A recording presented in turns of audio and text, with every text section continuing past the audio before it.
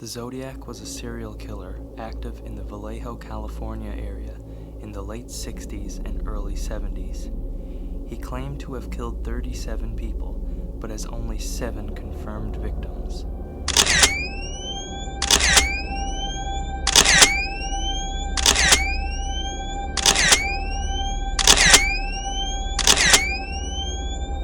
There have been multiple suspects over the years, and the case has been solved by more internet and research junkies than you can count.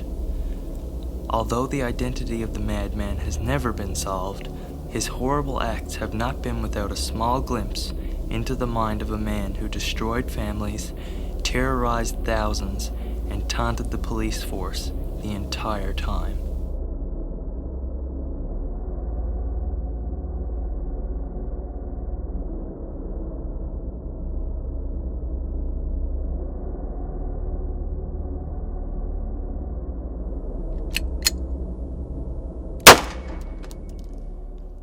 The first murders widely attributed to the Zodiac Killer were the shootings of high school students Betty Lou Jensen and David Faraday on December 20th, 1968, on Lake Herman Road, just inside Benicia city limits.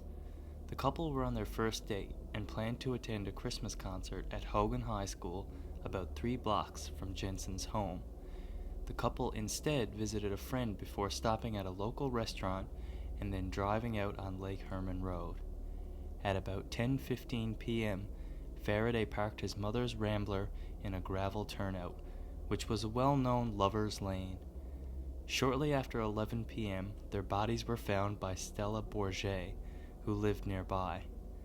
The Solano County Sheriff's Department investigated the crime, but no leads developed. Utilizing available forensic data, Robert Graysmith postulated that another car pulled into the turnout just prior to 11 p.m. and parked beside the couple. The killer apparently exited the second car and walked toward the Rambler, possibly ordering the couple out of the Rambler. Jensen appeared to have exited the car first, yet when Faraday was halfway out, the killer apparently shot Faraday in the head. Fleeing from the killer, Jensen was gunned down 28 feet from the car with 5 shots through her back. The killer then drove off.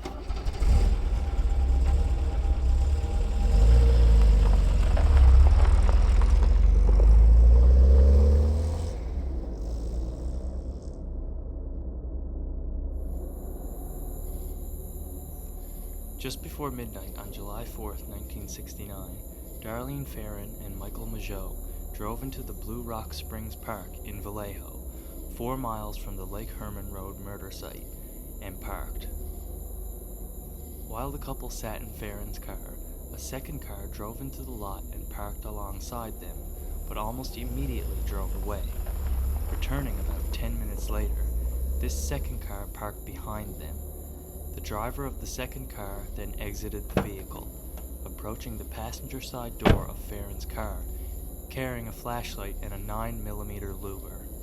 The killer directed the flashlight into Mageau's and Farron's eyes before shooting at them, firing 5 times.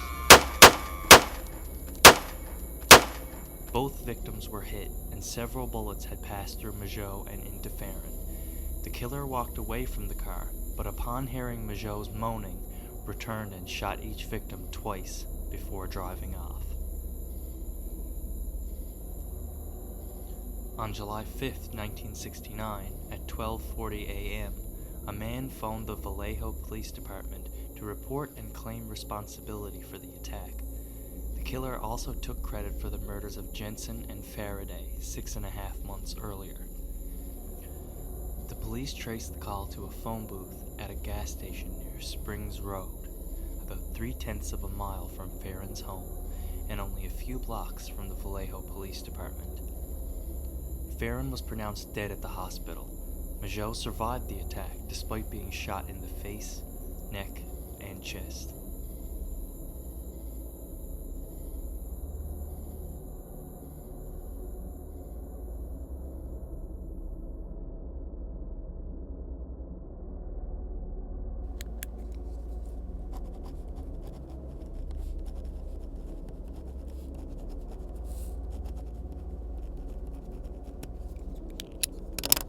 August 1st, 1969, 3 letters prepared by the killer were received at the Vallejo Times Herald, the San Francisco Chronicle, and the San Francisco Examiner. The nearly identical letters took credit for the shootings at Lake Herman Road and Blue Rock Springs. Each letter also included 1/3 of a 408-symbol cryptogram, which the killer claimed contained his identity. The killer demanded they be printed on each paper's front page, or he would cruise around all weekend, killing lone people in the night, then move on to kill again. Until I end up with 12 people over the weekend.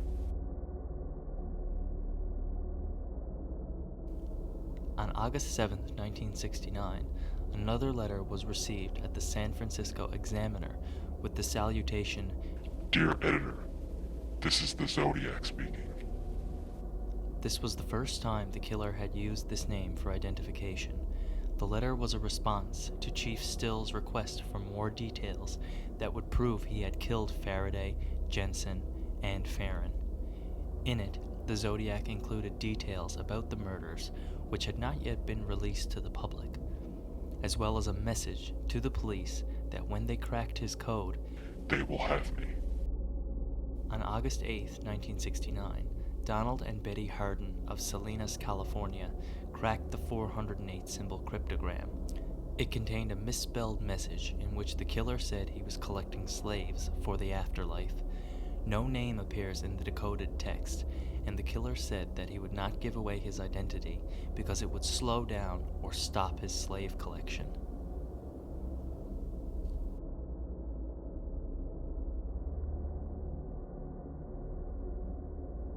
On September 27, 1969, Pacific Union College students Brian Hartnell and Cecilia Shepard were picnicking at Lake Berryessa on a small island connected by a sand spit to Twin Oak Ridge. A man approached them wearing a black executioner's type hood with clip-on sunglasses over the eye holes and a bib-like device on his chest that had a white 3x3 cross-circle symbol on it. He approached them with a gun, which Hartnell believed to be a .45 caliber. The hooded man claimed to be an escaped convict from Deer Lodge, Montana, where he had killed a guard and stolen a car, explaining that he needed their car and money to go to Mexico. He had brought pre-cut lengths of plastic clothesline and told Shepard to tie up Hartnell. Before he tied her up, the killer checked and tightened Hartnell's bonds after discovering Shepard had bound Hartnell's hands loosely. Hartnell initially believed it to be a weird robbery, but the man drew a knife and stabbed them both repeatedly. The killer then hiked 500 yards back up to Knoxville Road, drew the cross-circle symbol on Hartnell's car door with a black felt-tip pen, and wrote beneath it, Vallejo, 12/20/68, 7/4/69, September 27th, 69, 6:30, by knife. At 7:40 p.m., the killer called the Napa County Sheriff's Office from a pay telephone to report this latest crime.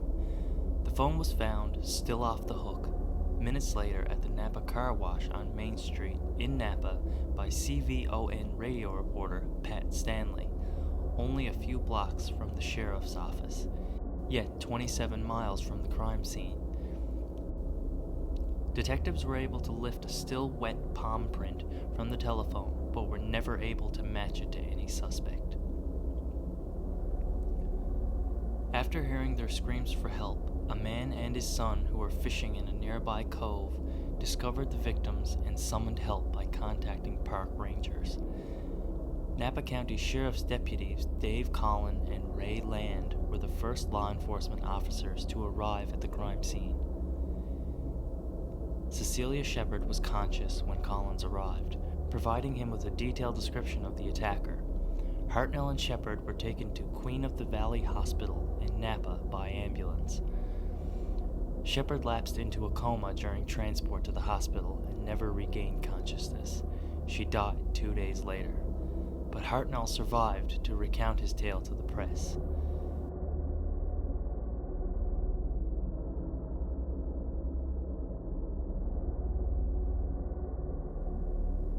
Two weeks later, on October 11, 1969, a passenger entered the cab driven by Paul Stein at the intersection of Mason and Geary Streets, 1 block west from Union Square, in San Francisco, requesting to be taken to Washington and Maple Streets in Presidio Heights.